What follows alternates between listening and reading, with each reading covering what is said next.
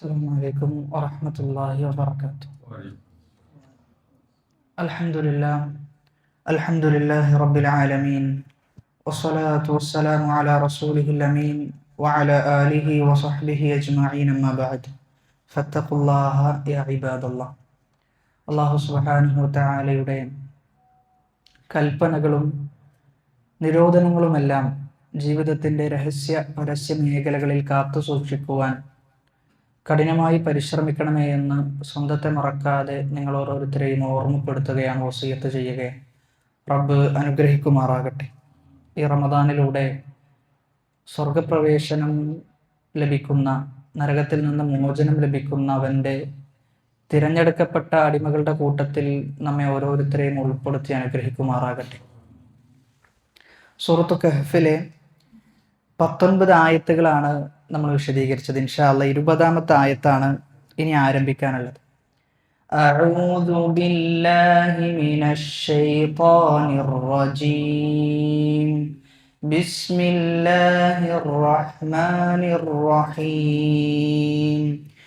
ഇന്നഹും ഇൻ യദ്ഹറൂ അലൈക്കും യർജുമൂക്കും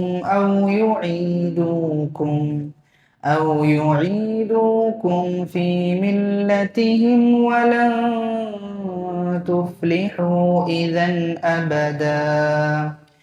ഇന്നഹും ഇൻ യദ്ഹറൂ അലൈക്കും യർജുമൂക്കും ഔ യുഈദൂക്കും ഫീ മില്ലതിഹിം വലൻ തുഫ്ലിഹൂ ഇദൻ അബദാ. അപ്പോൾ അസ്ഹാബുൽ കഹ്ഫ് അവര് എഴുന്നേൽക്കുകയും എഴുന്നേറ്റിട്ട് ഒരാളെ പറഞ്ഞേക്കാണ്. എന്തിനു വേണ്ടി? ഭക്ഷണത്തിന് വേണ്ടി. അവർക്ക് നല്ല വിശപ്പുണ്ടാകുന്നു. ഭക്ഷണത്തിന് വേണ്ടി അങ്ങാടിയിലേക്ക് ഒരാളെ പറഞ്ഞയക്കുന്നു. എന്നിട്ട് ആ പറഞ്ഞയക്കുന്ന സന്ദർഭത്തിൽ സംഭവിക്കുന്ന ചില സംഭാഷണങ്ങളാണ് കഴിഞ്ഞ ആയത്തിലും ഈ ആയത്തിലും പ്രതിപാദിക്കുന്നത്. ഈ ആയത്തിൽ അല്ലാഹു സുബ്ഹാനഹു വതആല പറയുന്നത് ഇന്നഹും തീർച്ചയായും അവർ, ഇന്നഹും തീർച്ചയായും അവർ, ഇൻ യൽഹറു അലൈക്കും. ഇൻ യൽഹറു, ലഹറ യൽഹറു എന്ന് പറഞ്ഞു കഴിഞ്ഞാൽ പ്രകടമാകാന്ന. യൽഹറു അവർക്ക് പ്രകടമായി. ആരെക്കുറിച്ച്? അലൈക്കും, നിങ്ങളെക്കുറിച്ച്. അങ്ങാടിയിലേക്ക് പോയിട്ട് ഇങ്ങനെ കുറച്ച് ആളുകൾ ഗുഹയിലുണ്ട് എന്ന അറിവ് അവർക്ക് പ്രകടമായി കഴിഞ്ഞാൽ യർജുമൂക്കും, അവരെന്താ ചെയ്യാം? എറിഞ്ഞു കൊല്ലും. റജ്മു എന്ന് പറഞ്ഞാൽ എറിഞ്ഞു കൊല്ലാന്നാണ്. റജമ. യർജുമൂക്കും, അവർ നിങ്ങളെ എറിഞ്ഞു കൊല്ലും. അതല്ലെങ്കിലോ ഔ യുഈദൂക്കും, നിങ്ങളെ മടക്കി കൊണ്ടുവരും. ഫീ മില്ലതിഹിം, അവരുടെ മതത്തിലേക്ക്, അവരുടെ ദീനിലേക്ക്. വലൻ തുഫ്ലിഹു, അങ്ങനെ നിങ്ങൾ മടങ്ങിപ്പോയി കഴിഞ്ഞാൽ വലൻ തുഫ്ലിഹു, നിങ്ങൾ വിജയിക്കുക തന്നെയില്ല. ഇദൻ അബദ, ഒരിക്കലും നിങ്ങൾ എന്ത് ചെയ്യൂല? വിജയം പ്രാപിച്ചവരാവുകയില്ല എന്ന് പറയാം. അപ്പൊ ഇവിടെ സത്യം മനസ്സിലായി. ആ സത്യം മനസ്സിലാക്കി വീണ്ടും അവിശ്വാസത്തിലേക്ക് പോകുക എന്നത് എന്താണ്? ഒരിക്കലും വിജയിക്കാത്തതാണ്. ദുനിയാവിലും വിജയിക്കുകയില്ല, ആഖിറത്തിലും വിജയിക്കുകയില്ല എന്ന്. ഈമാനിന്റെ ആസ്വാദനം ലഭിക്കണമെങ്കിൽ 3 കാര്യങ്ങൾ റസൂലുള്ളാഹി സ്വല്ലല്ലാഹു അലൈഹി വസല്ലം എടുത്തു പറയുന്നുണ്ട്. അതായത് ഈമാനിന് ഒരു ടേസ്റ്റ് ഉണ്ട്, ഒരു രുചിയുണ്ട്. ആ രുചി ഒരാൾക്ക് അനുഭവിച്ചറിയണമെങ്കിൽ 3 കാര്യങ്ങൾ അവന്റെ ജീവിതത്തിൽ ഉണ്ടാകണം. അതിലൊന്ന് നബി സല്ലല്ലാഹു അലൈഹി വസല്ലമ പറയുന്നത്, ഒരാൾ വെറുക്കുകയാണ്. മൻ യക്റഹു അൻ യഊദ ഫിൽ കുഫ്രി ബഅദ ഇദ് അൻഖദഹു അല്ലാഹു മിൻഹു കമാ യക്റഹു അൻ യുൽഖാ ഫിന്നാർ. ഒരാൾ അവിശ്വാസത്തിൽ നിന്ന് വിശ്വാസത്തിലേക്ക് കടന്നു വന്നു, വിശ്വാസിയായി മാറി. അങ്ങനെ വിശ്വാസിയായി മാറിയ മനുഷ്യൻ വീണ്ടും അവിശ്വാസത്തിലേക്ക് പോവുക എന്നതിന് അതികഠിനമായി വെറുക്കും. തൗഹീദ് ബോധ്യപ്പെട്ട ഒരാൾ, തൗഹീദ് തിരിച്ചറിഞ്ഞ ഒരാൾ ഷിർക്കിലേക്ക് പോകുക എന്നതിനെ അതികഠിനമായി വെറുക്കും. ഇനി അതല്ല, കുഫറിലേക്ക് പോകുക എന്നതിനെ അതികഠിനമായി വെറുക്കും. അതുമല്ല, നിരീശ്വരവാദത്തിലേക്ക് പോകുക എന്നതിനെയെല്ലാം അതികഠിനമായി ഒരാൾ വെറുക്കുന്നുണ്ട് എങ്കിൽ അതാണ് യഥാർത്ഥ ഈമാനിന്റെ അടയാളം. അപ്പൊ ഇവിടെയും അസ്ഹാബുൽ കഹ്ഫിനോട് പറയുന്നെന്താ? നിങ്ങൾ എങ്ങാനും അങ്ങനെ പോയി കഴിഞ്ഞാൽ പിന്നെന്തില്ല? നിങ്ങൾക്ക് വിജയമില്ല എന്ന്. അപ്പൊ എല്ലായിടത്തും പ്രധാനം വിശ്വാസം. എല്ലായിടത്തും പ്രധാനം എന്താണ്? വിശ്വാസം. ആ നാട്ടിലെ ഭരണാധികാരിയുടെ പ്രീതിയും അവരുടെ ഇഷ്ടവും ഒക്കെ കാംക്ഷിച്ച് നിങ്ങൾ അവരുടെ വിശ്വാസം സ്വീകരിച്ചാൽ അള്ളാഹു എന്ത് ചെയ്യൂല, നിങ്ങളുടെ അമലുകളോ നിങ്ങൾ ചെയ്യുന്ന സൽക്കർമ്മങ്ങളോ അള്ളാഹു സ്വീകരിക്കുകയില്ല എന്നാണ് പറഞ്ഞു വന്നതിന്റെ ചുരുക്കം. അപ്പൊ അതുകൊണ്ട് തന്നെ വിശ്വാസത്തിന് പോറലേൽക്കുന്ന ഒന്നും നമ്മൾ എന്ത് ചെയ്യരുത് എന്നുള്ളതാണ്. നമ്മുടെ ആദർശം, നമ്മുടെ വിശ്വാസം, നമ്മുടെ മൻഹജ് അത് എപ്പോഴും കണിശമായിരിക്കണം. വിശ്വാസത്തിന്റെ വിഷയത്തിൽ ഒരു നിലപാടില്ലായ്മ നമുക്കുണ്ടാകാൻ പാടില്ല. നിലപാടുണ്ടെങ്കിലുള്ള പ്രത്യേകത എന്താ? നമുക്ക് ഭയങ്കര സ്ട്രോങ് നിലപാടുണ്ടെന്ന് വിചാരിക്കുക, നമ്മോട് ആളുകൾക്ക് ബഹുമാനം ഉണ്ടാവും. ഇനി ആളുകൾ ബഹുമാനിക്കാൻ വേണ്ടിയിട്ടല്ല നമ്മൾ നിലപാടെടുക്കുന്നത്, അത് വേറെ വിഷയം. ആളുകൾ പറയും, കണ്ടില്ലേ ഓർക്ക് എന്തുണ്ട്, നിലപാടുണ്ട് എന്നുള്ളത് പറയും. മറ്റത് ഒരു വിശ്വാസം നമ്മൾ സ്വീകരിക്കുന്നു, എന്നിട്ടോ അതിനെതിരെയുള്ള പലതും നമ്മൾ ചെയ്യുകയാണെങ്കിൽ ഒന്ന് ആ വിശ്വാസത്തിനോട് നമ്മൾ ചെയ്യുന്ന വഞ്ചനയാണ്. രണ്ടാമത്തേത് നമ്മെ കാണുന്ന ആളുകൾ നമ്മളിൽ നിന്ന് പഠിക്കുന്നത് എന്താ? അവൻ ഒരു ആദർശത്തിന്റെ ആളാണ്, എന്നിട്ട് എന്ത് ചെയ്യുന്നു, എല്ലാം ചെയ്തു കൂട്ടുന്നു. അവൻ സ്വീകരിച്ച ആദർശത്തോട് എന്തില്ല, അവനൊരു പ്രതിബദ്ധത ഇല്ല, കൂറില്ല എന്നാണ് പറയാം. അപ്പൊ അതുകൊണ്ട് തന്നെ നമ്മൾ ഏത് ആദർശമാണോ സ്വീകരിക്കുന്നത്, ഏത് വിശ്വാസമാണോ ഉൾക്കൊള്ളുന്നത്, അത് പൂർണ്ണമായും എന്ത് ചെയ്യണം, ഉൾക്കൊള്ളണം. ഉദ്ഖുലൂ ഫിസ്സിൽമി കാഫ, വളരെ അധികം ആഴത്തിലിറങ്ങി പൂർണ്ണമായും എന്ത് ചെയ്യണം, ദീനിലേക്ക് പ്രവേശിക്കണം എന്ന്. അതല്ലാതെ നമുക്ക് തോന്നുന്നത്, നമുക്കിഷ്ടമുള്ളത്, നമ്മുടെ മനസ്സ് മന്ത്രിക്കുന്നത് അത് മാത്രമല്ല നമ്മൾ സ്വീകരിക്കേണ്ടത് എന്ന് പറയാം. അപ്പൊ ഇവിടെ ഒന്നാമതായി പറയുന്നത് എറിഞ്ഞു കൊല്ലും എന്നാണ്. അവരെന്ത് ചെയ്യും, നിങ്ങൾ എറിഞ്ഞു കൊല്ലും. അപ്പൊ ഈ ഇസ്ലാം നിയമമാക്കിയ ശിക്ഷയിൽപ്പെട്ടതാണെന്ത്, എറിഞ്ഞു കൊല്ലുക എന്ന ശിക്ഷ ഇസ്ലാമിന്റെ അടിസ്ഥാനത്തിൽ സ്ഥിരപ്പെട്ടതാണ്. അത് ഹദീസ് കൊണ്ട് സ്ഥിരപ്പെട്ടതാണ്. ഇനി അത് മാത്രമല്ല, വിശുദ്ധ ഖുർആൻ കൊണ്ട് സ്ഥിരപ്പെട്ടതാണ്, പണ്ഡിതന്മാരുടെ ഇജ്മാ കൊണ്ട് സ്ഥിരപ്പെട്ടതാണ്. ഇങ്ങനെ പല തെളിവുകൾ കൊണ്ട് സ്ഥിരപ്പെട്ടതാണ് റജ്മ് എന്ന് പറയുന്നത്. എന്നാൽ അത് നിഷേധിച്ച ആളുകൾ, എറിഞ്ഞു കൊല്ലുക എന്നത് ഇസ്ലാമിന് പരിചയമില്ല, ഇസ്ലാമിന് അന്യമാണ് എന്നൊക്കെ പറഞ്ഞ് നിഷേധിച്ച ആളുകൾ ഖവാരിജുകളാണ്. ഖവാരിജുകൾ മാത്രം എന്ത് ചെയ്തിട്ടുള്ളൂ, അത് നിഷേധിച്ചിട്ടുള്ളൂ എന്നാണ്. ഉമർ ഇബ്നുൽ ഖത്താബ് റളിയല്ലാഹു അൻഹു വളരെ ദീർഘവീക്ഷണമുള്ള സഹാബിയാണ്.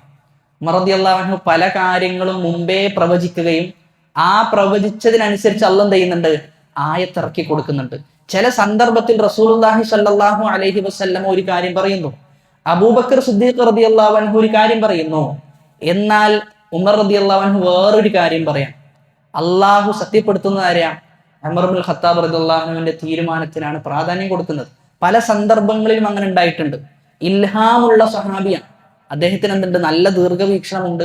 ചില കാര്യങ്ങൾ മുമ്പേ പറയും, അത് അതുപോലെ എന്ത് ചെയ്യും, നടക്കുകയും ചെയ്യും. അങ്ങനെ ഉമർ ഇബ്നുൽ ഖത്താബ് റളിയല്ലാഹു അൻഹു പറയുന്ന ഒന്നാണ്, ഇന്നല്ലാഹ ബഅസ മുഹമ്മദൻ സ്വല്ലല്ലാഹു അലൈഹി വസല്ലമ ബിൽ ഹഖ്, അല്ലാഹു റസൂലിനെ അയച്ചിട്ടുള്ളത് സത്യവുമായിട്ടാണ്. വഅൻസല അലൈഹിൽ കിതാബ്, വേദഗ്രന്ഥം അല്ലാഹു ഇറക്കി കൊടുത്തു. ഫകാന മിമ്മ അൻസലല്ലാഹു ആയത്തർ റജ്മി ഫഖറഅനാഹു ഫഖറഅനാഹ വഅഖൽനാഹ വവഅയ്നാഹ. അങ്ങനെ അല്ലാഹു റസൂലിൽ ഇറക്കി കൊടുത്ത ആയത്താണിത്, റജ്മിന്റെ ആയത്ത്, എറിഞ്ഞു കൊല്ലണം എന്നതിനെ സൂചിപ്പിക്കുന്ന ആയത്ത് അള്ളാഹു വിശുദ്ധ ഖുർആനിൽ ഇറക്കിയിട്ടുണ്ടെന്നാണ് പറയുന്നത്. എന്നിട്ട് ഉമർ റളിയല്ലാഹു അൻഹു പറയാണ്, ഞങ്ങളത് ഓതിയിട്ടുണ്ട്, ഞങ്ങൾ അതിനെക്കുറിച്ച് ആലോചിച്ചിട്ടുണ്ട്, ഞങ്ങൾ അതിനെക്കുറിച്ച് ചിന്തിച്ചിട്ടുണ്ട്.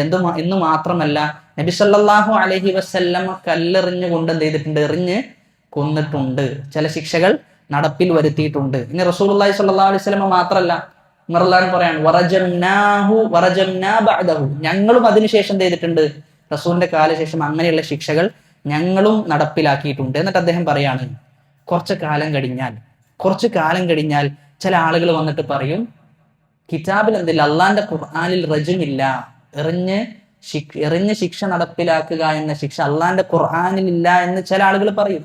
അങ്ങനെ അള്ളാഹു നിർബന്ധമാക്കിയത് ഒഴിവാക്കിക്കൊണ്ട് അവരെന്ത് ചെയ്യും, അവർ തെറ്റ് ചെയ്യുന്നവരായി മാറും എന്നതാണ്. വിശുദ്ധ ഖുർആനിൽ സ്ഥിരപ്പെട്ട ഒരായത്തായിരുന്നു എന്ത്, കല്യാണം കഴിഞ്ഞ ഒരാൾ വ്യഭിചാരത്തിൽ ഏർപ്പെട്ടാലുള്ള ശിക്ഷയാണെന്ത്, എറിഞ്ഞു കൊല്ലുക എന്നുള്ളത്. അത് വിശുദ്ധ ഖുർആനിൽ ആയത്തായി ഉണ്ടായിരുന്നു എന്നാണ്, സ്ഥിരപ്പെട്ട ആയത്തായി നിലവിലുണ്ടായിരുന്നു. പക്ഷേ അത് നസ്ഖ് ചെയ്തു എന്നാണ്, നസ്ഖ് ചെയ്യപ്പെട്ടു എന്നാണ്. നസ്ഖ് ചെയ്യപ്പെടാന്ന് പറയുമ്പോൾ ചില ആയത്തുകൾ എന്ത് ചെയ്യും, അള്ളാഹു ഖുർആനിൽ നിന്ന് എടുക്കും, അടിമകളെ പരീക്ഷിക്കാൻ വേണ്ടി. ഉമർ റളിയല്ലാഹു അൻഹു പറയുന്നത്, ഞങ്ങളത് പാരായണം ചെയ്തിരുന്നു എന്നാണ്. സഹാബാക്കൾ ഓതിയ ആയത്താണ്, പക്ഷെ ആ ആയത്ത് ഖുർആനിൽ നിന്ന് എടുത്തു മാറ്റി പക്ഷെ എന്തു ബാക്കിയാണ്? ഹുക്മു ബാക്കിയാണ്. ആ ആയത്തിന്റെ ലഫ്ലുമില്ല, ആയത്തിന്റെ മാനയും ഇല്ല, പക്ഷെ ഹുക്മ് സ്ഥിരപ്പെട്ടിട്ടുണ്ട്. അത് ഹദീസിൽ സ്ഥിരപ്പെട്ട വിഷയമാണ്. ഇമാം ബുഖാരി ഉദ്ധരിക്കുന്ന ഹദീസിലുണ്ട്, ഇമാം മുസ്ലിം ഉദ്ധരിക്കുന്ന ഹദീസാണ് നമ്മളിപ്പോ വായിച്ചത്. കുറച്ചു കാലം കഴിഞ്ഞാൽ അങ്ങനെയുള്ള ആളുകൾ വരും എന്നാണ് മർലാൻ പറഞ്ഞത്. അതുപോലെ എന്ത് ചെയ്യുന്നുണ്ട് ഇന്ന് നമുക്ക് കാണാൻ പറ്റും.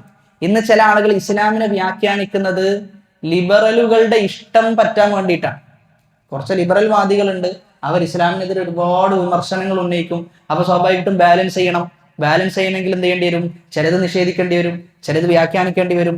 അല്ലാതെ ആദ്യം പറഞ്ഞ അതേ ഇസ്ലാമിന്റെ കാഴ്ചപ്പാടിൽ, ഇസ്ലാം പണ്ടെന്താണോ പറഞ്ഞത് അതിൽ തന്നെ ഉറച്ചു നിന്നാൽ നമ്മെക്കുറിച്ച് ആളുകൾ എന്ത് പറയും? 6-ാം നൂറ്റാണ്ടാണെന്ന് പറയും. അപ്പൊ അത് കേട്ടു നിൽക്കാനും പറ്റൂല. അപ്പൊ എന്ത് ചെയ്യും? എല്ലാ വ്യാഖ്യാനങ്ങൾക്കും വേണ്ടി നിന്നു കൊടുക്കും. അങ്ങനെ വ്യാഖ്യാനങ്ങൾക്ക് വേണ്ടി നിന്ന് കൊടുത്താൽ എന്താ സംഭവിക്കാന്ന് വെച്ച് കഴിഞ്ഞാൽ ഇസ്ലാമിന്റെ പല അടിസ്ഥാനങ്ങളും എന്ത് ചെയ്യേണ്ടി വരും? നമ്മൾ തകർക്കേണ്ടി വരും. അവിടെയാണ് വിശ്വാസം തന്നെ എന്ത് ചെയ്യും? തകർക്കപ്പെടും എന്നതാണ്. വിശ്വാസം എന്ന് പറഞ്ഞാൽ എന്താ? നമുക്ക് ഉൾക്കൊള്ളാൻ പറ്റുന്നത് നമുക്ക് ഉൾക്കൊള്ളാൻ പറ്റുന്നത് മാത്രമേ നമ്മൾ വിശ്വസിക്കൂ എങ്കിൽ പിന്നെ വിശ്വാസത്തിന് എന്ത് പ്രാധാന്യമുള്ളത്? വിശ്വാസം എന്ന് പറഞ്ഞാൽ നമുക്ക് ചിലപ്പോൾ ഉൾക്കൊള്ളാൻ പറ്റൂല, എന്നാലും ആരാ പറഞ്ഞത്? അള്ളാഹു ആണ് പറഞ്ഞത്, റബ്ബാണ് പറഞ്ഞത് എന്ന് പറഞ്ഞുകൊണ്ട് ആ കാര്യം അംഗീകരിക്കുമ്പോഴാണ് യഥാർത്ഥ വിശ്വാസിയായി മാറുന്നത്. അതല്ലാതെ എൻ്റെ ബുദ്ധിക്ക്, എൻ്റെ ചിന്തക്ക്, എൻ്റെ ആലോചനക്ക് അത് ശരിയായാൽ മാത്രമാണ്, അത് യോജിച്ചാൽ മാത്രമാണ് വിശ്വസിക്കുക എന്ന് പറഞ്ഞു കഴിഞ്ഞാൽ നമ്മൾ യഥാർത്ഥ വിശ്വാസിയല്ല എന്ന്, നമ്മൾ യഥാർത്ഥ വിശ്വാസിയായി മാറുകയില്ല എന്ന തിരിച്ചറിവാണ് നമുക്കുണ്ടാകേണ്ടത്. റസൂലുള്ളാഹി സ്വല്ലല്ലാഹു അലൈഹി വസല്ലമ തന്റെ ജീവിതകാലത്ത് തന്നെ മാഇസ് റളിയല്ലാഹു അൻഹു അദ്ദേഹത്തിന്റെ വിഷയത്തിൽ ശിക്ഷ നടപ്പിലാക്കുന്നുണ്ട്. ഗാമിദിയ ഗോത്രത്തിലെ ഒരു സ്ത്രീ, ജുഹനിയ എന്ന ഗോത്രത്തിലെ ഒരു സ്ത്രീ, ഇവരുടെ വിഷയത്തിലെല്ലാം എന്ത് ചെയ്തിട്ടുണ്ട്? റജ്മ് നടപ്പിലാക്കിയിട്ടുണ്ട് എന്നാണ്. ഉമർ ഇബ്നുൽ ഖത്താബ് റളിയല്ലാഹു അൻഹു മദീനയിൽ റജ്മ് നടപ്പിലാക്കിയിട്ടുണ്ട്, ഷാമിൽ റജ്മ് നടപ്പിലാക്കിയിട്ടുണ്ട്. ഉസ്മാൻ ഇബ്നു അഫ്ഫാൻ റളിയല്ലാഹു അൻഹു ഇവരൊക്കെ എന്ത് ചെയ്തിട്ടുണ്ട്? ഈ പറയുന്ന ശിക്ഷ അവരവരുടെ കാലത്ത് നടപ്പിൽ എന്നാണ്. ഇതിന് ചില ഷർത്തുകളുണ്ട്. അതായത് ഇപ്പോ കല്ലെറിഞ്ഞ് ശിക്ഷ നടപ്പിലാക്കാന്നൊക്കെ പറഞ്ഞു കഴിഞ്ഞാൽ ചില ആളുകളുടെ വിചാരം ഇത് പെട്ടെന്ന് എന്ത് ചെയ്യും? തീരുമാനമാകും എന്നുള്ളതാണ്. അല്ല, ഒരിക്കലല്ല. മറിച്ച് വളരെ കൃത്യമായ ഷർത്തുകൾ എന്ത് ചെയ്യണം? ഇതിന് പാലിക്കപ്പെടണം. അതിന്റെ ഷർത്തുകൾ പരിശോധിച്ചു കഴിഞ്ഞാൽ നമ്മൾ അത്ഭുതപ്പെട്ടു പോകും. അത് ചിലപ്പോൾ നമുക്ക് തോന്നിപ്പോകും ഇസ്ലാം സത്യമാണ് എന്നത് അതിന്റെ ഷർത്തുകൾ വായിച്ചാൽ നമുക്ക് ബോധ്യപ്പെടും. അത്രയും കാലം മുമ്പ് വളരെ വലിയ ദീർഘവീക്ഷണത്തോടു കൂടി ഒരു കാര്യം സമർപ്പിക്കാൻ, ഒരു കാര്യം മുന്നോട്ട് വെക്കാൻ സാധിക്കണമെങ്കിൽ അത് ഒരിക്കലും ഒരു മനുഷ്യന് സാധിക്കോ? ഇല്ല. അത് ആർക്കേ സാധിക്കുള്ളൂ? അത് അള്ളാഹുവിനെ സാധിക്കുള്ളൂ എന്നുള്ളതാണ്. ഒന്നും വേണ്ട. അതായത് ഈ പറയുന്ന റജ്മ് നടപ്പിലാക്കണമെങ്കിൽ ഒന്നാമത്തേത് എന്താ? കാണണം, അല്ലെ? ഒന്നാമതായിട്ട് കാണണം. എത്ര ആൾക്കാരാ കാണേണ്ടത്? 4 ആളുകൾ കാണണം എന്നുള്ളതാണ്. അർബഅത്തു ശുഹദ, 4 ആളുകൾ സാക്ഷ്യം വഹിക്കണം. അപ്പൊ നമുക്ക് 4 ആളുകൾ സാക്ഷ്യം വഹിക്കണം എന്ന് പറയുമ്പോൾ പലപ്പോഴായി ചില ആളുകളൊക്കെ ചോദിച്ച വിഷയം നേരിട്ട് കണ്ണുകൊണ്ട് എന്ത് ചെയ്യണം? കാണണം. ഇസ്ലാം പറഞ്ഞത് കണ്ണുകൊണ്ട് കാണണം എന്ന്. എന്തിൽ കാണരുത്? നമ്മൾ ഇപ്പോൾ ഉള്ള വീഡിയോകളിൽ കണ്ടാൽ മതിയാകൂല എന്നാ. അപ്പൊ കുറച്ചു കാലം മുമ്പ് വീഡിയോ വന്ന സന്ദർഭത്തിലൊക്കെ ചില ആളുകളെങ്കിലും ധരിച്ചിട്ടുണ്ടാവും അതെന്താ ഇപ്പൊ വീഡിയോയിൽ എന്താ പ്രശ്നം, വീഡിയോയിൽ കണ്ടാൽ എന്താ കുഴപ്പം. എന്നാ ഇപ്പൊ നമ്മൾ ആലോചിച്ച് നോക്കിയേ, എന്തൊക്കെ വീഡിയോ ഉണ്ടാക്കാൻ പറ്റും? നമ്മളെങ്ങനെ വേർതിരിക്കുക? ഒന്നും വേർതിരിക്കാൻ പറ്റൂല. അവിടെയാണ് പറഞ്ഞത് കണ്ണുകൊണ്ട് എന്ത് ചെയ്യണം? കാണണം. കാരണം വീഡിയോ കൊണ്ട് നടപ്പിലാക്കാന്ന് പറഞ്ഞാൽ എത്ര ആൾക്കാർ ആ ശിക്ഷക്ക് അർഹരാകും? ഒരിക്കലും അർഹരല്ലാത്ത ആളുകൾ പോലും ആ ശിക്ഷക്ക് വിധേയരാകും. അപ്പൊ അതുകൊണ്ടാണ് പറഞ്ഞത് അങ്ങനെയല്ല, 4 ആളുകൾ കാണണം. ആ കാണുന്നത് തന്നെ സിനയാണ് എന്ന് ഉറപ്പിക്കണം എന്നാണ്. സിനയാണ് എന്നത് എന്ത് ചെയ്യണം? ഉറപ്പിക്കണം. വെറുതെ തൊടലും അല്ലെങ്കിൽ ചുംബിക്കലും മാത്രമല്ല, എന്താണോ ബന്ധപ്പെടുക എന്ന് പറഞ്ഞു കഴിഞ്ഞാൽ അതെന്ത് ചെയ്യണം? അത് നടക്കണം. അത് നടക്കുന്നത് ഇവര് 4 ആളുകളും സാക്ഷ്യം വഹിക്കണം. ഇവരിൽ ഏതെങ്കിലും ഒരാൾ ഒഴിഞ്ഞാൽ അല്ലെങ്കിൽ ഇവരുടെ സാക്ഷ്യം കള്ളമാണ് എന്ന് ബോധ്യപ്പെട്ടാൽ ഇവർക്ക് എന്തുണ്ട്? ഇവർക്ക് ശിക്ഷയുണ്ട്, ഇവർക്ക് അടി ഉണ്ടാകും. ഇവരെന്ത് ചെയ്യും? 80 അടി ഇവരുടെ മേൽ അടിക്കപ്പെടും എന്നാണ്. ഈ 80 അടി ഇവർക്ക് ശിക്ഷയായി നൽകും എന്ന് പറയുമ്പോൾ അവിടെയും ഇസ്ലാമിന് ഷർത്തുണ്ട്. ചാട്ടവാറ് കൊണ്ടാണ് അടിക്കുക. നമ്മൾ ഈ ചാട്ടവാറ് കൊണ്ട് അടിക്കുക എന്ന് പറയുമ്പോൾ തന്നെ ചില ആൾക്കാർക്ക് തോന്നും ഒരു പ്രകൃതിയോട് എതിരുള്ള ഒരു ശിക്ഷയാണെന്നൊക്കെ ചിലപ്പോൾ തോന്നും. അപ്പൊ അവിടെ ആ ചാട്ടവാറിന് പോലും ഷർത്തുണ്ട്. അത് പഴയതാകാൻ പാടില്ല. അത് പുതിയതാകാൻ പാടില്ല. എന്തുകൊണ്ട്? അടിച്ചാൽ എന്ത് ചെയ്യും? വേദനയിൽ വ്യത്യാസം ഉണ്ടാവും. അത് മാത്രല്ല, അടിക്കുന്ന സമയത്ത് നമ്മൾ മനസ്സിൽ കാണുന്ന ഈ ചാട്ടവാറ കൊണ്ടുള്ള അടി എന്താ? നീട്ടി വലിക്കുന്നു, എന്നിട്ട് ഒരു അടി. ആ അടിയല്ല എന്നാണ്. മറിച്ച് ഇബുത്ത് കാണാൻ പാടില്ല എന്നാണ്. കക്ഷ എന്ത് ചെയ്യരുത്? കാണരുത്. അപ്പൊ ഈ അടിയെ നടക്കുള്ളൂ, ഈ അടിയെ നടക്കുള്ളൂ. എന്നാൽ ശിക്ഷ ഉണ്ടോ? ശിക്ഷയുണ്ട്. ആ ശിക്ഷയുടെ വേദന എന്ത് ചെയ്യണം? അറിയുകയും വേണം. എന്നാൽ എന്ത് ചെയ്യുള്ളൂ? അത് പിന്നീട് ചെയ്യാതിരിക്കുകയുള്ളൂ. അപ്പൊ ഇങ്ങനെ ഇസ്ലാമിന്റെ ഹദ്ദുകൾ മാത്രം, ശിക്ഷാ നിയമങ്ങൾ മാത്രം നമ്മൾ പഠിച്ചു കഴിഞ്ഞാൽ ഇസ്ലാമിന്റെ സമഗ്രത നമുക്ക് ബോധ്യപ്പെടും. ഇസ്ലാമിന്റെ റഹ്മത്തും കാരുണ്യവും ഇതെല്ലാം റബ്ബിൽ നിന്നുള്ളതാണ് എന്ന് നമുക്ക് വളരെ കൃത്യമായി തിരിച്ചറിയാൻ സാധിക്കും എന്നുള്ളതാണ്. അപ്പോ കല്യാണം കഴിഞ്ഞിട്ട് ഇങ്ങനെ ഒരു വ്യഭിചാരം നടന്നു കഴിഞ്ഞാലാണ് എന്ത് ചെയ്യാം? റജ്ം നടപ്പിലാക്കുക. ഇനി അങ്ങനെയല്ല എങ്കിൽ 100 അടിയാണ്. അല്ലാഹു സുബ്ഹാനഹു വ തആല പറഞ്ഞു, അസ്സാനിയതു വസ്സാനി ഫജ്ലിദു കുല്ല വാഹിദിൻ മിൻഹുമാ 100 ജൽദ. കല്യാണം ഒന്നും കഴിഞ്ഞിട്ടില്ല, വ്യഭിചാരം നടന്നു എങ്കിൽ 100 അടിയാണ് അടിക്കപ്പെടണം. ഈ അടിക്കുന്ന സമയത്ത് എങ്ങനെയാ അടിക്കുക? രഹസ്യമായ ഒരു മുറിയിൽ കൊണ്ടുപോയിട്ടൊന്നല്ല അടിക്കുക, ആളുകളുടെ മുമ്പിൽ ഒന്ന് വെച്ചിട്ടാണ് എന്ത് ചെയ്യുക? അടിക്കുക എന്നുള്ളതാണ്. കാരണം ആ തിന്മ എന്ത് ചെയ്യരുത്? ആവർത്തിക്കപ്പെടരുത് എന്നുള്ളത് കൊണ്ട്. അതായത് ഈ വ്യഭിചാരം എന്നൊക്കെ പറയുമ്പോൾ ഇപ്പൊ ചില ആളുകൾ, ചില മാതാപിതാക്കളൊക്കെ വിചാരിക്കുന്നത് അതൊക്കെ വളരെ വിദൂരാണ്, അങ്ങനൊന്നും സംഭവിക്കൂല എന്നാണ് ആളുകൾ ധരിക്കുന്നത്. നിങ്ങൾ മനസ്സിലാക്കേണ്ടത്, നിങ്ങളൊന്നും വേണ്ട, നിങ്ങൾ അടുത്തറിയുന്ന നിങ്ങൾ ചില സുഹൃത്തുക്കളോടൊന്ന് ചോദിച്ചു വെക്കും. ഈ കുറച്ച് ദിവസം മുമ്പ് നമ്മൾ ഈ പറയുന്ന കാസർഗോഡ് ഗവൺമെന്റ് കോളേജ്, ആ ഗവൺമെന്റ് കോളേജിന്റെ അവസ്ഥ ചോദിച്ചറിഞ്ഞപ്പോൾ, അതായത് നോർമലായി നടക്കുന്ന സംഭവമാണ് ഈ പറയുന്ന നമ്മുടെ അടുത്തുള്ള കാസർഗോഡ് ഗവൺമെന്റ് കോളേജ് എന്ന് പറയുന്ന കോളേജിൽ വളരെ നോർമലായിട്ട് എന്ത് ചെയ്യുന്നുണ്ട്? ഈ സംഭവങ്ങൾ നടക്കുന്നുണ്ട് എന്നുള്ളതാണ്. ഇനി മാംഗ്ലൂരൊക്കെ പോയി കഴിഞ്ഞാൽ ഇതിനേക്കാളും അപ്പുറമാണ്. അതായത് ഫിത്നയുടെ കേന്ദ്രമാണ് എന്നാണ് പറഞ്ഞു വന്നതിന്റെ ചുരുക്കം. ഇതെന്തുകൊണ്ട് ആവർത്തിക്കപ്പെടുന്നു? ശിക്ഷിക്കപ്പെടേണ്ട ആളുകൾ ശിക്ഷിക്കപ്പെടുന്നില്ല. പിന്നെ അത് മാത്രമല്ല, വളരെ നോർമലൈസായി മാറുന്നുണ്ട് കുട്ടികൾക്കിടയിൽ. അതായത് ഇപ്പോഴുള്ള കുട്ടികളുടെയും നമ്മുടെയും ഇടയിൽ എന്തുണ്ട്? വളരെ വലിയ ജനറേഷൻ ഗ്യാപ്പ് ഉണ്ട്. നമ്മൾ ചിന്തിക്കുന്നത് പോലെയല്ല എന്ത് ചെയ്യാ അവർ ചിന്തിക്കുക. ഒരു 2 വയസ്സിന്റെ ഗ്യാപ്പ് ഉണ്ടെങ്കിൽ പോലും അത് ചില 10 വർഷത്തെ ഗ്യാപ്പായിരിക്കാം എന്നാണ് മനസ്സിലാക്കേണ്ടത്. അപ്പോൾ ഇത് വളരെ വ്യാപകമായി നടക്കുന്നുണ്ട്. അതുകൊണ്ട് നല്ല കോഴ്സുകളുടെ പേരും പറഞ്ഞുകൊണ്ട് സ്വന്തം കുട്ടികളെ ചേർക്കണ്ട എന്നല്ല പറഞ്ഞു വന്നത്. പക്ഷെ ചേർക്കുന്ന സമയത്ത് എന്ത് ചെയ്യണം? വളരെ കൃത്യമായ നിയമങ്ങൾ അവർ നിങ്ങൾക്ക് പഠിപ്പിച്ചു കൊടുക്കണം, ദീനീ ബോധം കൊടുക്കണം. അത് മാത്രമല്ല, ഇത്തരം ചതിക്കുഴികളെ കുറിച്ച് എന്ത് ചെയ്യണം? അവരെ നമ്മൾ ഉത്ബുദ്ധരാക്കണം എന്നുള്ളത്. മറ്റതൊക്കെ എല്ലാം നമ്മുടെ കയ്യിൽ നിന്ന് നഷ്ടപ്പെട്ടതിന് ശേഷം എന്ത് ചെയ്യില്ല? നമ്മൾ ചിന്തിച്ചിട്ടോ ആലോചിച്ചിട്ടോ കരഞ്ഞിട്ടോ വിഷമിച്ചിട്ടോ ഒരു കാര്യവും ഉണ്ടാവുകയില്ല എന്ന്. അതുകൊണ്ട് അതീവ ശ്രദ്ധ നമുക്കുണ്ടാകണം. എത്ര പേരൻസ് ആണ്, അതായത് സ്വന്തം മകൾക്ക് ഒരു ആൺ സുഹൃത്തുണ്ട് എന്ന് പറഞ്ഞു കഴിഞ്ഞാൽ അത് ഭയങ്കര നോർമലാണ്. ആൺ സുഹൃത്ത് ഒരു മകൾക്കുണ്ട് എന്നൊക്കെ പറയുന്നത് വളരെ നോർമലാണെന്ന് മാത്രമല്ല, ഇവൻ വീട്ടിലേക്ക് വരും, ഇവന് ഉമ്മ ഭക്ഷണം കൊടുക്കും, ഇവനെ കാണുന്നത് എങ്ങനെയാ? ഇവന്റെ മകനെ പോലെയാണ് എന്ത് ചെയ്യാ ചില ഉമ്മമാരും ചില ഉപ്പമാരൊക്കെ കാണാം. എന്നിട്ട് അവസാനം ആരാണ് ഈ മോളെ മോശമായ രൂപത്തിൽ, ക്രൂരമായ രൂപത്തിൽ മോളുടെ വിഷയത്തിൽ ഇടപെടുന്നത്? ആരായിരിക്കും? ഈ പറയുന്ന ചെക്കൻ തന്നെ ആയിരിക്കും. അപ്പൊ അതുകൊണ്ട് ഇസ്ലാമിന്റെ ബൗണ്ടറികൾ, എന്തുകൊണ്ട് ഇസ്ലാം അത്തരം ബൗണ്ടറികൾ വളരെ കണിശമായി വെക്കുന്നു എന്ന് ചോദിച്ചു കഴിഞ്ഞാൽ അത് നമ്മുടെ ഇർദിന്റെ സംരക്ഷണത്തിന് വേണ്ടിയിട്ടാണ്. നമ്മുടെ അഭിമാനം എന്ത് ചെയ്യരുത്? ഇല്ലാതായി പോകരുത് എന്നുള്ളതുകൊണ്ടാണ്. എത്ര ഹദീസുകളിലാണ് റസൂലുള്ളാഹി സ്വല്ലല്ലാഹു അലൈഹി വസല്ലമ പറഞ്ഞത്, ഒരു സ്ത്രീയും പുരുഷനും എന്ത് ചെയ്യരുത്? ഒറ്റക്കാകരുത് എന്ന് പറയുന്നുണ്ട്. പല ആവർത്തി പറയുന്നുണ്ട്. കാരണം ഒറ്റക്കായി കഴിഞ്ഞാൽ മൂന്നാമതായി ആരുണ്ട്? പിശാചുണ്ട് എന്നാണ്. മൂന്നാമതായി പിശാചുണ്ട്. അത് നമ്മുടെ കാലഘട്ടത്തിൽ വരുമ്പോൾ ഈ വാട്സപ്പ് പോലെയുള്ളതൊക്കെ എന്ത് വരും? ഖൽവത്ത് വരും.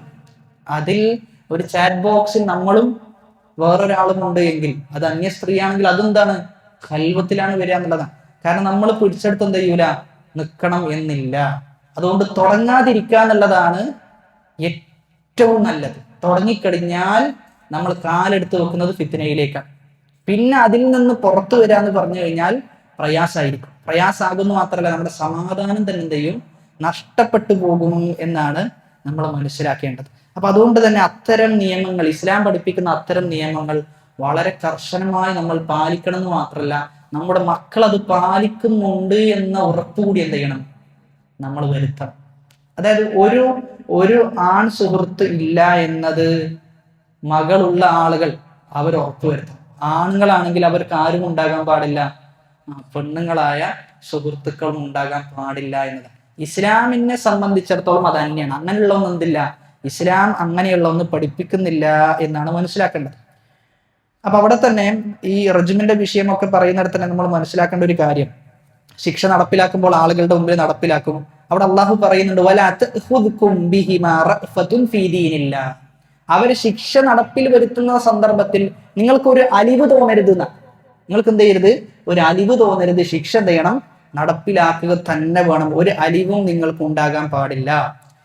കല്യാണം കഴിയാത്ത ആളാണെങ്കിൽ ഒന്ന് 100 അടി ഉണ്ടാകും, മറ്റൊന്ന് നാട് കടത്തും. ഈ നാട്ടിൽ എന്ത് ചെയ്യൂല, ഓനെ നിർത്തൂല, നാട് കടത്തും. കാരണം മറ്റത് എന്തിന് സാധ്യത ഉണ്ട്, വീണ്ടും ആ തിന്മ വീണ്ടും വരാനുള്ള സാധ്യതയുള്ളത് കൊണ്ടാണ്.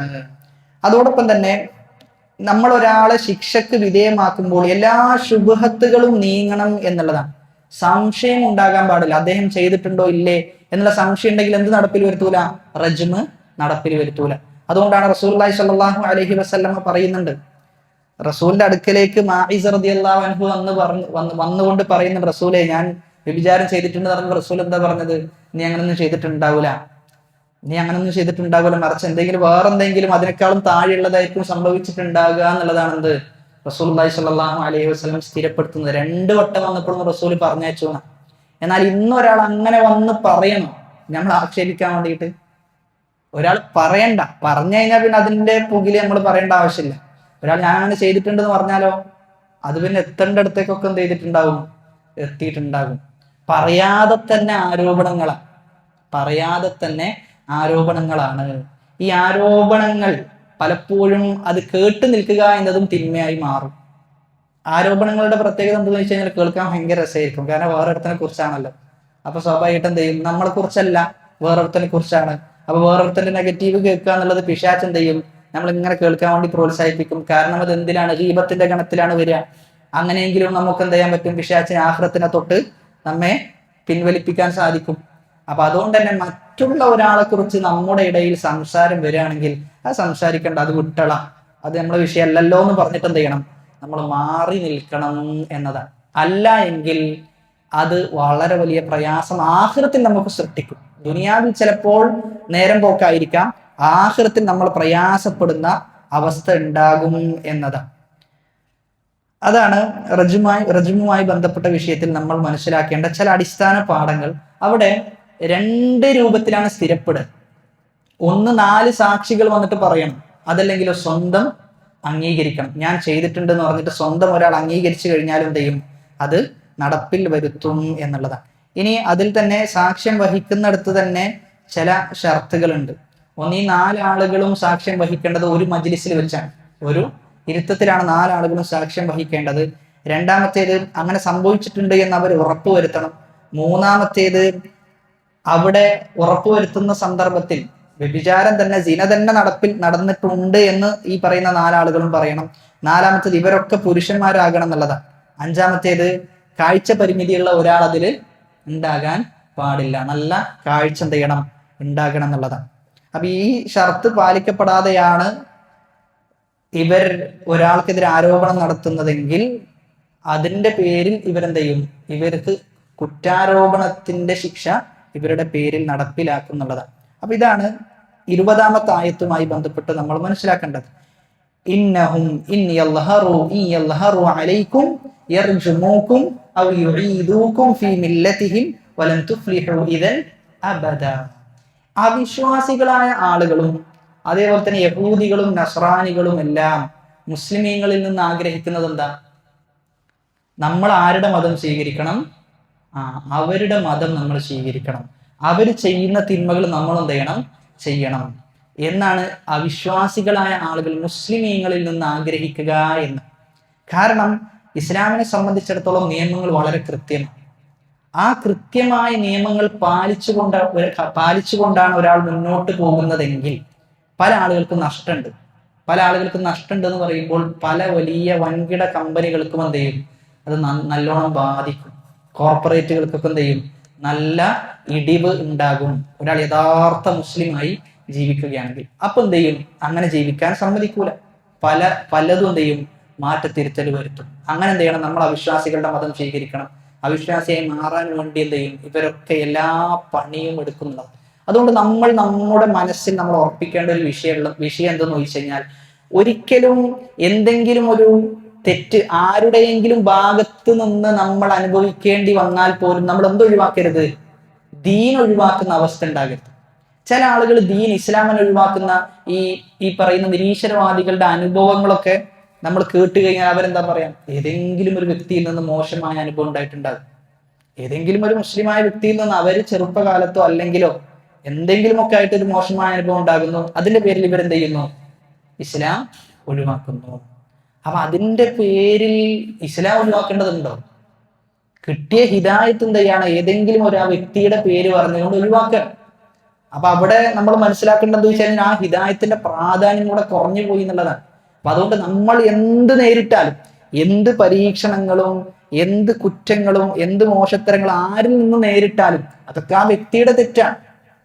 ഇസ്ലാമിന്റെ തെറ്റായിട്ട് ഒരിക്കലും എന്ത് ചെയ്യാൻ പറ്റൂല, അതിനെ കാണാൻ സാധിക്കുകയില്ല എന്ന്. അപ്പൊ അതുകൊണ്ട് തന്നെ ഇതിപ്പോ പല വിഷയത്തിലും അങ്ങനെയാണ്. നമ്മളൊരു കൂട്ടായ്മയുടെ ഭാഗമാകുമ്പോൾ ആ കൂട്ടായ്മയിൽ നിന്നുള്ള ഒരാൾ എന്ത് ചെയ്തു? മോശമായ രൂപത്തിൽ പെരുമാറി. എന്നാൽ അദ്ദേഹം മോശമായ രൂപത്തിൽ പെരുമാറി എന്നതുകൊണ്ട് അത് കൂട്ടായ്മയുടെ ആദർശമായിരിക്കും ആ പെരുമാറ്റം? അല്ല, അത് അദ്ദേഹത്തിൽ നിന്നുണ്ടാകുന്ന മോശത്തരം. ഏത് വിഷയത്തിലും നമ്മൾ അങ്ങനെയാണ് മനസ്സിലാക്കേണ്ടത്. അങ്ങനെ കണ്ടു കഴിഞ്ഞാൽ നമുക്ക് എന്ത് ചെയ്യാൻ പറ്റും? നല്ല രൂപത്തിൽ നമ്മുടെ ഇടപാടുകളും പെരുമാറ്റങ്ങളൊക്കെ കൊണ്ടുപോകാൻ സാധിക്കുന്നുള്ളത്. ഇനി അടുത്ത ആയത്ത്, وَكَذَلِكَ أَعْثَرْنَا عَلَيْهِمْ لِيَعْلَمُوا أَنَّ وَعْدَ اللَّهِ حَقٌّ وَأَنَّ السَّاعَةَ لَا رَيْبَ فِيهَا إِذْ يَتَنَازَعُونَ بَيْنَهُمْ أَمْرَهُمْ فقالوا ابنوا عليهم بنيانا ربهم أعلم بهم قال الذين غلبوا على أمرهم لنتخذن عليهم مسجدا وكذلك അപ്രകാരം അഅ്സർനാ നമ്മൾ എന്ത് ചെയ്തു? കാണിച്ചു കൊടുത്തു. ആരെ? അലൈഹിം, അവരെ. അള്ളാഹ് പറയാൻ നമ്മൾ വെളിവാക്കി. ആരെയാണ് വെളിവാക്കിയത്? അസ്ഹാബുൽ കഹ്ഫിനെ നമ്മൾ വെളിവാക്കി കൊടുത്തു. എന്തിനാണ് അള്ളാഹു അങ്ങനെ? അസ്ഹാബുൽ കഹ്ഫ് ജീവിച്ചിരിപ്പുണ്ട്, അവർ മരിച്ചിട്ടില്ല എന്നത് അള്ളാഹു വെളിവാക്കിയത് എന്തിനു വേണ്ടിയിട്ടാ? ലിയഅലമു അന്ന വഅദല്ലാഹി ഹഖ്ഖുൻ. ചില ആളുകൾ വിശ്വസിച്ചിരുന്നു. ചില ആളുകളുടെ വിശ്വാസം എന്തായിരുന്നു എന്ന് വെച്ച് കഴിഞ്ഞാല്, റൂഹുകൾ മാത്രം എന്ത് ചെയ്യുള്ളൂ? ഉയർത്തെഴുന്നേൽപ്പിക്കപ്പെടുള്ളൂ. എന്ത് ഉയർത്തെഴുന്നേൽപ്പിക്കപ്പെടൂല? ശരീരം ഉയർത്തെഴുന്നേൽപ്പിക്കപ്പെടൂല എന്ന വിശ്വാസം ഉണ്ടായിരുന്നു. അപ്പൊ ആ വിശ്വാസം ഇല്ലായ്മ ചെയ്യാൻ വേണ്ടിയിട്ടാണ് അല്ലാഹ് എന്ത് ചെയ്തത്? അസ്ഹാബുൽ കഹ്ഫിനെ വീണ്ടും ഉയർത്തെഴുന്നേൽപ്പിച്ചത് എന്നാണ്. ലിയഅലമു അന്ന വഅദല്ലാഹി ഹഖ്ഖുൻ. ഇനി കഴിഞ്ഞില്ല, വഅന്ന സ്സാഅത ലാ റൈബ ഫീഹാ. ഖിയാമത്ത് നാളിന്റെ വിഷയത്തിൽ എന്തില്ല? ഒരു സംശയവുമില്ല. ദുനിയാവിൽ തന്നെ അള്ളാഹു ആ പ്രക്രിയ ആവർത്തിച്ചിട്ടുണ്ട് എങ്കിൽ അള്ളാഹ് എന്ത് ചെയ്യും? ആഖിറത്തിന്റെ സന്ദർഭത്തിൽ അത് അള്ളാഹുവിന് എളുപ്പത്തിൽ ജനങ്ങൾ എന്ത് ചെയ്യാൻ പറ്റും? ഉയർത്തെഴുന്നേൽപ്പിക്കാൻ പറ്റും എന്നാണ് പറയുന്നത്. ഇദ് യതനാസഊന ബൈനഹും അംറഹും ഫഖാലു ഇബ്നു അലൈഹിം ബുനിയാന റബ്ബുഹും. അപ്പൊ ഇവിടെ മനസ്സിലാക്കേണ്ടത്, ആ കഥ തഫ്സീറുകളിൽ വിശദീകരിക്കുന്നത്, ഒരാൾ എന്ത് ചെയ്യുന്നു? വാങ്ങാൻ പോയിട്ട് ദീനാറുകൾ കൊടുക്കുന്നു, അവരുടെ കയ്യിലുള്ള പണ്ടുള്ള നാണയങ്ങൾ കൊടുക്കുന്നു. അപ്പൊ ഈ നാണയങ്ങൾ കൊടുക്കുമ്പോൾ ഇവർക്ക് തിരിച്ചറിയാൻ പറ്റുന്നില്ല. ഇവർക്ക് ഇത് ഏത് കാലത്തെ നാണയമാണെന്നുള്ള തിരിച്ചറിയാൻ പറ്റുന്നില്ല. അപ്പൊ അദ്ദേഹം ആ കടക്കാരന് വേറൊരാൾ കൊടുക്കും. അപ്പൊ ആ വ്യക്തി പറയും, ഇതെന്തോ ഒരു നിധിയായിരിക്കാം, എന്തൊന്നും മനസ്സിലാകുന്നില്ല എന്നൊക്കെ പറയും. എന്നിട്ട് ഈ വാങ്ങാൻ വന്ന വ്യക്തി ഉണ്ടല്ലോ, ഈ വാങ്ങാൻ വന്ന വ്യക്തിക്ക് എന്തോ പ്രശ്നമുണ്ട്, കുഴപ്പമുണ്ട് എന്നുള്ളത് എന്ത് ചെയ്യും? ഇവര് പറയും. കാരണം കുറെ കാലത്തിന് ശേഷം വരുന്നത്. ഇദ്ദേഹത്തിനാണെങ്കിൽ ഒന്നും തിരിച്ചറിയുന്നില്ല, ഇവരുടെ സംസാരങ്ങളൊന്നും തിരിച്ചറിയുന്നില്ല. അങ്ങനെ രാജാവിന്റെ അടുക്കിലേക്ക് കൊണ്ടുപോവുകയും, രാജാവിന്റെ അടുക്കിലേക്ക് കൊണ്ടുപോയ സന്ദർഭത്തിൽ രാജാവ് പറഞ്ഞു, ഇങ്ങനെയുള്ള ഒരു കൂട്ടം എന്തുണ്ട്? അസ്ഹാബുൽ കഹ്ഫ് എന്ന കൂട്ടം, അവരായിരിക്കാം ഇത് എന്ന് പ്രവചിച്ചു. അങ്ങനെ എന്ത് ചെയ്തു? അസ്ഹാബുൽ കഹ്ഫിനെ കാണാൻ വേണ്ടി രാജാവും കുറച്ചാളുകളും ഗുഹയുടെ അടുക്കിലേക്ക് പോകുന്നു. ഗുഹയുടെ അടുക്കിലേക്ക് പോകുന്ന സന്ദർഭത്തിൽ ഈ പറയുന്ന ഗുഹയുടെ ആളുകളുടെ കൂട്ടത്തിൽപ്പെട്ട ഒരാളുണ്ടല്ലോ, അയാൾ പറഞ്ഞു ഞാൻ എന്ത് ചെയ്യാം, ഞാൻ പോയിട്ട് അവരോട് പറയാം ഇങ്ങനെ ആളുകൾ വരുന്നുണ്ട് എന്നുള്ളത് പറയാം. മറ്റേ പെട്ടെന്ന് പോകുമ്പോൾ എന്ത് ചെയ്യും, അവർക്ക് ഒരു പേടി ഉണ്ടാകും. അങ്ങനെ പോയിട്ട് പറയും ഇങ്ങനെ രാജാവ് മറ്റവരൊക്കെ വന്നിട്ടുണ്ടെന്ന് പറയും. അത് കേൾക്കുകയും ആ കേട്ട് കഴിയലും അപ്പൊ തന്നെ അള്ളാഹ് എന്ത് ചെയ്യും, അവരെ മരിപ്പിക്കും എന്നുള്ളതാണ്. അപ്പൊ ഇതാണ് അവിടെ സംഭവിക്കുന്ന ചരിത്രത്തെക്കുറിച്ച് പണ്ഡിതന്മാർ പറയുന്നത്. അവരെന്ത് ചെയ്തു, അവിടെ മരണപ്പെട്ടു എന്നതാണ്. അപ്പൊ മരണപ്പെട്ടതിന് ശേഷം പിന്നെ അവർക്കിടയിൽ നടക്കുന്ന ചർച്ചയാണ് ശേഷം പറയുന്നത്. എന്താണ്, ഒരു സ്വാലിഹീങ്ങളായ ആളുകൾ മരണപ്പെട്ടു കഴിഞ്ഞാൽ എന്താ സംഭവിക്കുക? നമ്മുടെ നാട്ടിലാണെങ്കിൽ നല്ല അറിയപ്പെട്ട, പ്രത്യേകിച്ച് അങ്ങനെ ഒരു സംഭവങ്ങളൊക്കെ നടന്നു കഴിഞ്ഞാൽ നമ്മുടെ നാട്ടിൽ പിന്നെ പറയുന്ന വേണ്ട, ഉടനെ തന്നെ എന്ത് ചെയ്യും, ഖബറ് പൊന്തും, അതല്ലെങ്കിൽ അതിന്റെ പേരിൽ വേറെ വല്ലതും പൊന്തുന്ന അവസ്ഥ ഉണ്ടാകും. അതേ അവസ്ഥ എന്ത് ചെയ്തു, ഇവിടെ ഉണ്ടായിന. അവിടെ പറയുന്നത് അവർക്കിടയിൽ പരസ്പരം തർക്കം തുടങ്ങി മരണപ്പെട്ടതിന് ശേഷം. ജീവിച്ചിരിക്കുന്ന ആളുകൾ പ്രവർത്തിച്ചത് തൗഹീദിന് വേണ്ടി, അവർ മരിച്ചപ്പോൾ അവരുടെ വിഷയത്തിൽ ചെയ്യുന്നതോ ഷിർക്കിന് വേണ്ടിയിട്ടുള്ള പോരാട്ടങ്ങളാണ്. ഫഖാലു, അവർ പറഞ്ഞു, ഉബ്നു അലൈഹിം ബുന്യാന, ഒരു കെട്ടിടം ചെയ്യണം, അവരുടെ വിഷയത്തിൽ നമ്മൾ പണിതുയർത്തണം. റബ്ബുഹും അഅലമു ബിഹിം, അവരെ കുറിച്ച് ഏറ്റവും അറിയുന്നവരാരാ, അല്ലാഹുവാണ്. അതുകൊണ്ട് ഒരു കെട്ടിടം ചെയ്യാം, അവരുടെ പേരിൽ നമുക്ക് പണിയാം. അല്ലെങ്കിലോ ഖാലല്ലദീന ഗലബു അലാ അംരിഹിം, അവരുടെ വിഷയത്തിൽ കുറച്ചൊക്കെ മുൻതൂക്കമുള്ള ആളുകൾ പറഞ്ഞു, അവരുടെ വിഷയത്തിൽ കുറച്ചൊക്കെ അറിവുള്ള ആളുകൾ പറഞ്ഞു, അല്ല ലനത്തഖിദന്ന അലൈഹിം മസ്ജിദ, നമുക്ക് എന്താ ഒരു പള്ളി തന്നെ പണയാം, സുജൂദ് ചെയ്യുന്ന രൂപത്തിൽ എന്ത് ചെയ്യാം. മസ്ജിദ് പറഞ്ഞാൽ സുജൂദ് ചെയ്യുന്ന സ്ഥലം. അപ്പൊ അങ്ങനെയുള്ള ഒന്നും എന്ത് ചെയ്യാം, ഇവരുടെ വിഷയത്തിൽ നമുക്ക് പണിയാം എന്ന് പറഞ്ഞു. അതായത് ഇസ്ലാമിനെ സംബന്ധിച്ചിടത്തോളം മരിച്ചു കഴിഞ്ഞാൽ പിന്നെ ലോകം മാറി എന്നുള്ളതാണ്. പിന്നെ ലോകം ചെയ്തു മാറി, ദുനിയാവിൽ നിന്ന് എവിടേക്കെത്തി, ബർസഖിലേക്ക് എത്തി. ആഖിറത്തിന്റെ ഒന്നാമത്തെ ഘട്ടമാണെന്ത്, മരണം എന്നത്. ഒന്നാമത്തെ ഘട്ടം അവിടേക്ക് എത്തി. പിന്നെ ദുനിയാവുമായിട്ട് എന്തില്ല, കണക്ഷൻ ഇല്ല. പിന്നെ വേറെ ലോകത്താണ്. പിന്നെ അതിനെന്ത് ചെയ്യരുത്, നമ്മൾ വീണ്ടും പിടിച്ച് ദുനിയാവിലേക്ക് കൊണ്ടുവരരുത്. അവരെങ്ങനെയെങ്കിലും ദുനിയാവിൽ നിന്ന് രക്ഷപ്പെട്ട് അവിടുത്തെ പരീക്ഷണങ്ങളും പ്രതിസന്ധികളൊക്കെ കഴിഞ്ഞിട്ട് ഖബറിലേക്ക് എത്തിയതാണ്. ഇനി ഖബറിലേക്ക് എത്തിയാലും നമ്മൾ ആൾക്കാരെന്താ ചെയ്യുക, അവരെ വീണ്ടും കൊണ്ടുപോയി ദുനിയാവിലേക്ക് ഇടുന്ന അവസ്ഥയാണ്. അപ്പൊ അവിടെയാണ് നമ്മൾ മനസ്സിലാക്കേണ്ടത്, നമ്മുടെ നാട്ടിലൊക്കെ വളരെ വ്യാപകമായി നടക്കുന്ന സംഭവമാണ്. ഒരാൾ മരണപ്പെട്ട് കഴിഞ്ഞാൽ പിന്നെന്ത് ചെയ്യുക, അതൊരു കച്ചവടമാണ്, ഒരു കച്ചവടമാക്കി മാറ്റുക. അതിന്റെ പിന്നിൽ ഒരുപാട് ആളുകൾ അവിടെ പോവുക, സുജൂദ് ചെയ്യുക, പൈസ ഇടുക, അതിനുവേണ്ടി പ്രാർത്ഥിക്കുക. ഇസ്ലാം എന്ന് പറയുന്നത് എത്ര എളുപ്പമാണ്. ഇസ്ലാം എന്ന് പറയുന്നത് ഒരാളുടെ മരണത്തോടു കൂടി പിന്നെ കഴിഞ്ഞു. റസൂലുള്ളാഹി സ്വല്ലല്ലാഹു അലൈഹി വസല്ലമ മരിച്ചിട്ടില്ല എന്നാണ് ആര് പറഞ്ഞത്, ഉമർ ഇബ്നുൽ ഖത്താബ് റളിയല്ലാഹു അൻഹു പറഞ്ഞത്. മരിച്ചു എന്ന് പറഞ്ഞു കഴിഞ്ഞാൽ ഞാൻ നിങ്ങളെ വെറുതെ വിടൂല. റസൂൽ വഫാത്തായി എന്ന് പറഞ്ഞു കഴിഞ്ഞാൽ സ്വല്ലല്ലാഹു അലൈഹി വസല്ലം ഞാൻ നിങ്ങളെ വെറുതെ വിടൂല എന്ന് പറയുന്നു. ആ സമയത്താണ് അബൂബക്കർ സിദ്ദീഖ് റളിയല്ലാഹു അൻഹു വന്നിട്ട് ആ രംഗം ശാന്തമാക്കുകയാണ്. എല്ലാ പ്രവാചകന്മാരും എന്ത് ചെയ്തിട്ടുണ്ട്, വഫാത്തായി പോയിട്ടുണ്ട്. അതേപോലെ ഒരു പ്രവാചകനാണ് ആര്, റസൂൽ എന്ത് ചെയ്യും, വഫാത്തായി പോകും.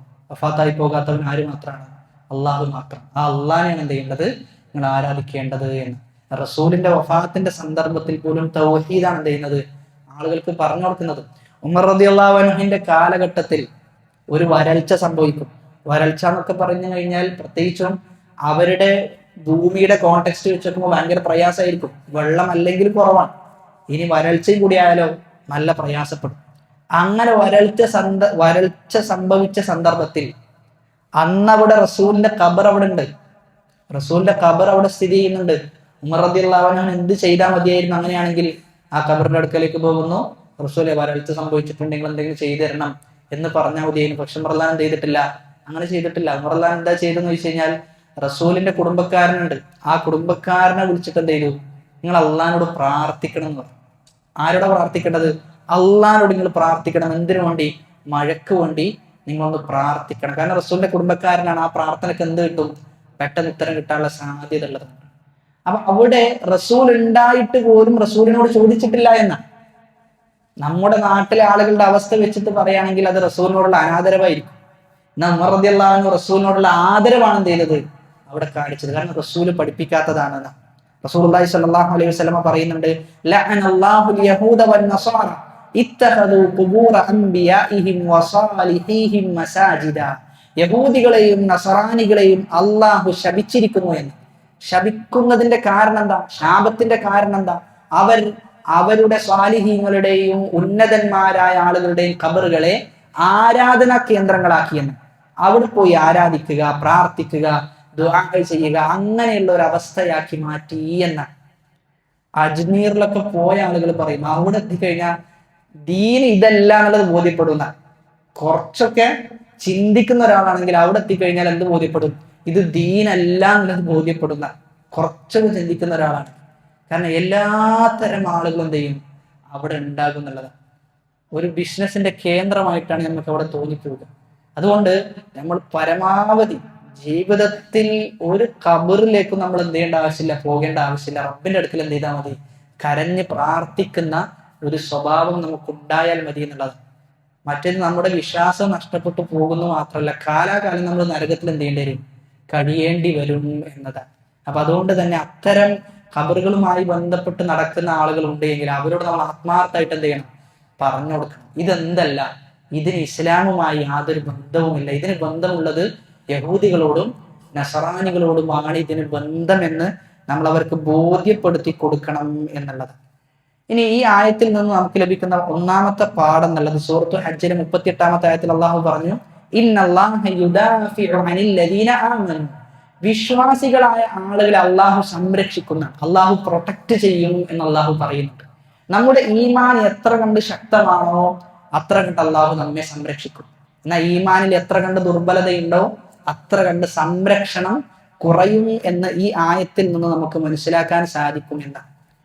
ഇനി അടുത്ത ആയത്ത്, സയഖൂലൂന സലാസതുർ റാബിഉഹും കൽബുഹും വയഖൂലൂന ഖംസ ويقولون خمسة سادسهم كلبهم رجما بالغيب ويقولون 7 وثامنهم كلبهم قل ربي أعلم بعدتهم ما يعلمهم إلا قليل فلا تمار فيهم إلا مراء ظاهرا ولا تستفت فيهم منهم أحدا. ഇനി എണ്ണത്തിന്റെ വിഷയത്തിലേക്ക് വരാം. അസ്ഹാബുൽ കഹ്ഫി എത്ര ആളുകൾ ഉണ്ടായിരുന്നു എന്ന ചർച്ചയാണ്. അപ്പൊ സയഖൂലൂൻ അവർ പറയുന്നു, സലാസത്തുൻ റാബിഉഹും കൽബുഹും. എത്ര ആളുകളാ? 3 ആളുകളാണ്. 4ാമത്തെ ആളാണ് ആര്? നായ. ഒന്നാമത്തെ അഭിപ്രായം. രണ്ടാമത്തത് വയഖൂലൂന അവർ പറയുന്നു ഖംസത്തുൻ. എത്ര ആളുകളാ? 5 ആളുകൾ. സാദിസുഹും കൽബുഹും. 6ാമത്തത് നായയാണ്. എന്നിട്ട് അള്ളാഹു പറയാണ് റജ്മം ബിൽ ഗൈബ്. ഇതവരിങ്ങനെ എറിഞ്ഞു നോക്കുകയാണ്. റജ്മ് എന്ന് പറഞ്ഞാൽ എറിയ, ബിൽ ഗൈബ് അദൃശ്യമായ കാര്യം. അപ്പൊ എണ്ണ എത്ര ഉണ്ടെന്നുള്ള ആർക്ക് അറിയുന്ന കാര്യമാണ്? അള്ളാഹ്ക്ക് അറിയുന്ന കാര്യമാണ്. അപ്പൊ അവരിങ്ങനെ അത് എറിയാൻ, ചിലപ്പോ ശരിയായാലോ എന്ന് പറഞ്ഞിട്ട് അവരിങ്ങനെ അഭിപ്രായം പറയാം. അപ്പൊ ഈ 2 അഭിപ്രായം ഉണ്ടല്ല, ശരിയല്ല. ഇനി 3ാമത്തെ അഭിപ്രായം പറയാണ്, വയഖൂലൂന അവർ പറയുന്നു 7 7 ആളാണ്, വസാമിനുഹും കൽബുഹും 8ാമത്തേത് നായയാണ്. അപ്പൊ ഇത് പറഞ്ഞിട്ട് അള്ളാഹു എന്ത് ചെയ്തിട്ടില്ല? തിരുത്തിയിട്ടില്ല. അപ്പൊ ഇതാണെന്ത്? അസ്ഹാബുൽ കഹ്ഫിന്റെ എണ്ണം. മറ്റേത് 2ഉം പറഞ്ഞിട്ട് അള്ളാഹു എന്ത് ചെയ്തു? റജ്മം ബിൽ ഗൈബ്, അവര് ഗൈബിൽ തൊട്ട് കളിക്കാണ് എന്നുള്ള പറഞ്ഞു. അപ്പൊ അത് തിരുത്തലാണ്. ആ 2 അഭിപ്രായം ശരിയല്ല, 3ാമത്തെ അഭിപ്രായമാണ് ശരി എന്ന് പറയാം. എന്നിട്ടോ അവിടെ പറയണം, കുൽ നബിയെ താങ്കൾ പറയണം, റബ്ബി അഅലമു ബിഇദ്ദതിഹിം. അവരുടെ എണ്ണത്തെക്കുറിച്ച് ഏറ്റവും കൂടുതൽ അറിയുന്നവനാരാ? അല്ലാഹുവാണ്. മാ യഅലമുഹും ഇല്ലാ ഖലീൽ. യഹൂദികളായ ആളുകൾ, നസ്രാനികളായ ആളുകൾ അവർക്ക് എത്ര അറിയുള്ളൂ? വളരെ കുറച്ച് അറിവിൽ നിന്ന് അവർക്കുള്ളൂ. എന്നിട്ട് പറയണം ഫലാ തുമാരി ഫീഹിം. ഫലാ തുമാരി ഫീഹിം. മാറാ യുമാരി എന്ന് പറഞ്ഞു കഴിഞ്ഞാൽ തർക്കിക്കാണ്. ഫലാ തുമാരി, തർക്കത്തിൽ ഏർപ്പെടരുത്. ഫീഹിം, ആരുടെ വിഷയത്തിൽ? അസ്ഹാബുൽ കഹ്ഫിന്റെ വിഷയത്തിൽ. എങ്ങനെയുള്ള തർക്കമല്ലാതെ? ഇല്ലാ മിറാഅൻ ളാഹിറ, പ്രകടമായ രൂപത്തിൽ അറിവിന്റെ അടിസ്ഥാനത്തിലുള്ള തർക്കം മാത്രമേ പാടുള്ളൂ. അല്ലാത്ത തർക്കത്തിൽ നിങ്ങൾ ഏർപ്പെടരുത് എന്നാണ്.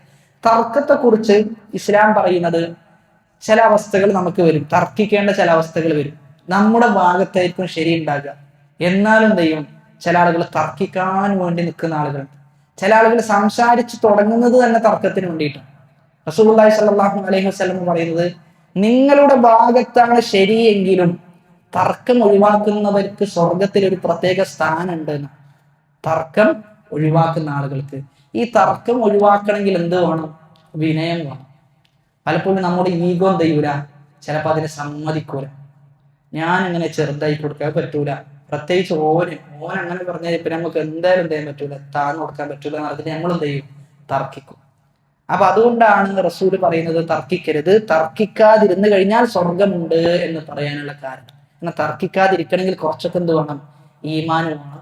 അത് മാത്രമല്ല, കുറച്ചൊക്കെ ചിന്തിക്കുന്ന ആളുകളും കൂടിയായി നമ്മൾ എന്ത് ചെയ്യണം? മാറണം. നമ്മൾ ഒരാളോട് സംസാരിക്കുന്നതെങ്കിൽ ആ സംസാരത്തിന്റെ ഉദ്ദേശം എന്താ? അയാൾ സത്യത്തിലേക്ക് എത്തണം, അയാൾ സത്യം അറിയണം എന്നാ. നമുക്ക് ഒരാളുടെ സ്വഭാവം മുമ്പേ അറിയാം, അവനോട് പറഞ്ഞിട്ട് കാര്യമില്ല എന്നുള്ളത്. പിന്നെ വെറുതെ എന്തിനാ നമ്മൾ സംസാരിക്കാൻ നിൽക്കുന്നത്? അത്തരം ആളുകളെ നമ്മൾ എന്ത് ചെയ്യാം? സംസാരിക്കാതിരിക്കുക, അത്തരം വിഷയത്തിൽ ഇടപെടാതിരിക്കുക എന്നുള്ളതാണ്. സാധാരണ ഇമാം ഷാഫിഈ റഹ്മത്തുള്ളാഹി പറയുന്നുണ്ട്, അതായത് ഈ കുറച്ചുകൊണ്ടിരിക്കുക എന്നുള്ളത് ആരെ പണിയാണ്? നായയുടെ ജോലിയാണ്. എന്നാ സിംഹം എന്താ ചെയ്യാ? സിംഹം ഇങ്ങനെ മുണ്ടാണ്ടിക്കും. ആ മുണ്ടാണ്ടിക്കലാണ് എന്ത്? ഒരു ഭയമുള്ളത് എന്ന്. അപ്പൊ എന്ത് ചെയ്യണ്ട? നിങ്ങൾ ഇങ്ങനെ സംസാരിച്ചുകൊണ്ടേയിരിക്കുന്ന അല്ലെങ്കിൽ തർക്കിച്ചുകൊണ്ടേയിരിക്കുന്ന ഒരു അവസ്ഥ നിങ്ങളെ അടുക്കൽ നിന്ന് ഉണ്ടാകരുത്. നിങ്ങൾ കാര്യങ്ങൾ വീക്ഷിക്കുക. സംസാരിക്കേണ്ട ഇടമാണെങ്കിൽ മാത്രം എന്ത് ചെയ്യാം? സംസാരിക്കുക എന്നുള്ളതാണ്. എന്നിട്ട് അള്ളാഹു പറയാണ്, വലാ തസ്തഫ്തി, നീ ചോദിക്കരുത്. ഇസ്തഫ്തി എന്ന് പറഞ്ഞാല് ഫത്വ ചോദിക്കാം. വലാ തസ്തഫ്തി, നീ ചോദിച്ചു പോകരുത്. ഫീഹിം, അവരുടെ വിഷയത്തിൽ, മിൻഹും, യഹൂദികളോടും നസ്രാനികളോടും, അഹദൻ, ഒന്നും എന്ത് ചെയ്യരുത്?